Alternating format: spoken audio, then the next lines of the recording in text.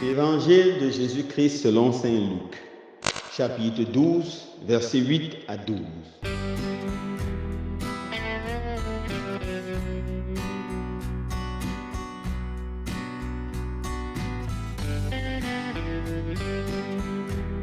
En ce temps-là, Jésus disait à ses disciples, « Je vous le dis, quiconque se sera déclaré pour moi devant les hommes, le Fils de l'homme aussi se déclarera pour lui devant les anges de Dieu.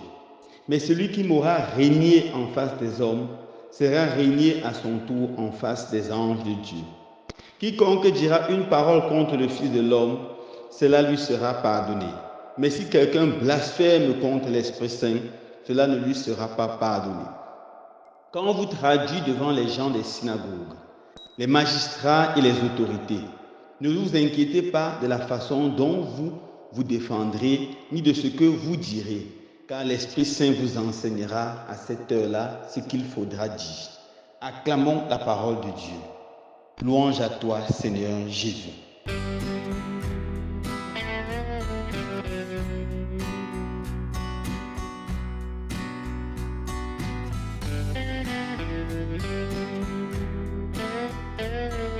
Frères et sœurs bien-aimés, les quelques versets que nous venons d'écouter aujourd'hui de l'évangile de Luc soulignent deux traits très importants de l'enseignement de Jésus.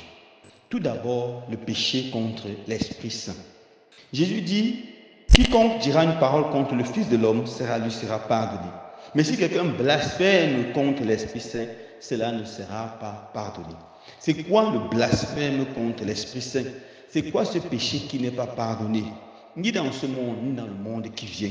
C'est quoi ce péché qui va conduire de façon certaine ceux qui le commettent dans la gêne, dans les temps brûlants de feu et de soufre aux enfers? Le péché contre l'Esprit Saint consiste à se fermer à toute inspiration du Saint-Esprit, à se fermer à la volonté de Dieu, à refuser de se convertir, à refuser d'accueillir la grâce de Dieu, à se mettre radicalement contre l'Évangile. C'est ça le péché contre l'Esprit Saint. Refuser l'appel du Seigneur que le Seigneur lance chaque jour par son esprit de lumière à la conversion. Je lisais il y a quelque temps un article concernant le célèbre biologiste Darwin. Dans cet article, il raconte que dans sa jeunesse, il a beaucoup aimé la poésie et la musique. Mais à un certain moment de sa vie, il s'est passionné tellement par la biologie qu'il a oublié la poésie, il a oublié la musique. La musique était un bruit qui le dérangeait. Quand il était très âgé, il a essayé de lire un peu de poésie, mais ça ne lui disait absolument rien. Au contraire, ça l'énervait. La musique le troublait. La seule chose qui réussissait son cœur, c'était l'étude de la biologie. Il a tellement négligé ces deux talents qu'il avait, la poésie et la musique, qu'il n'était plus capable d'écrire une poésie et de savourer une belle musique. Et il dira dans cet article, s'il avait encore à refaire sa vie, il ne devait pas négliger la poésie et la musique. Bien qu'il devait continuer à faire sa biologie, il devait de temps en temps lire des poésies, écouter de la musique. Cela fera qu'il continuera à développer un autre de ses talents. Le péché contre l'Esprit Saint consiste à négliger tellement l'écoute de la parole de Dieu, négliger tellement les inspirations du Saint-Esprit qu'à un moment on n'est même plus capable d'écouter le Saint-Esprit qui nous parle. Négliger tellement l'appel à la conversion qu'à un moment on n'est même plus capable de se convertir. C'est négliger ce talent qui est propre à tous les hommes, cette capacité d'écouter Dieu qui nous parle dans notre conscience, qui nous invite à faire toujours le bien et à fuir toujours le mal. C'est cela le péché contre l'Esprit Saint. Mon frère, ma soeur, cultive la bonne habitude d'entrer en relation avec Dieu, d'entrer en relation avec l'Esprit Saint. Cultive la bonne habitude de trouver le temps pour prier à ton réveil, pour prier avant d'aller au lit. Cultive la bonne habitude pour aller à l'Eucharistie chaque dimanche, pour prier avec l'Assemblée. Cultive la bonne habitude pour lire ta Bible. Ainsi tu seras ouvert à Dieu, tu ne commettras jamais un péché contre l'Esprit Saint. Le deuxième enseignement qui ressort de l'évangile de ce jour, c'est Jésus nous met en garde contre cette mauvaise attitude. Il dit, n'ayez pas peur des choses de ce monde, des personnes de ce monde, car les gens de ce monde ne peuvent que détruire votre corps. Personne ne peut toucher votre âme. Personne ne peut toucher votre âme.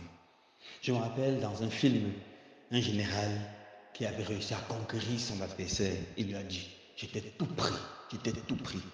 Son adversaire lui a dit, non, vous n'avez pas pu toucher à mon âme. Personne sur cette terre ne peut toucher à notre âme. Alors la seule personne qui peut détruire et notre corps et notre âme, c'est Dieu. Alors il faut craindre Dieu. Bien sûr, la crainte de Dieu n'est pas la peur maladive de Dieu, car Dieu n'est pas une terreur. La crainte de Dieu veut dire aimer tellement Dieu qu'on ne veut pas le blesser, car on sait qu'il est Dieu et on sait qu'il nous aime et on sait que son amour est tout puissant. Nous devons être tellement attachés à Dieu que la peur des êtres humains doit finir.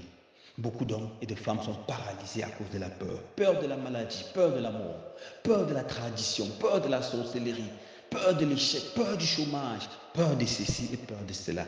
Non, mon frère, ma soeur, toutes ces peurs ne peuvent jamais frustrer notre âme. Elles ne peuvent que toucher notre cœur. Confions-nous totalement à Jésus et il enlèvera sur nous toute peur. Il enlèvera dans votre vie toute crainte et nous serons heureux, joyeux et épanouis. Je conclus en rappelant ce qui a été écrit sur la tombe d'un très grand missionnaire anglais, John Knox. Sur sa tombe, il était écrit, cet homme a tellement craint le Seigneur qu'il n'a craint aucun homme. Cet homme a tellement craint le Seigneur qu'il n'a eu peur d'aucun homme.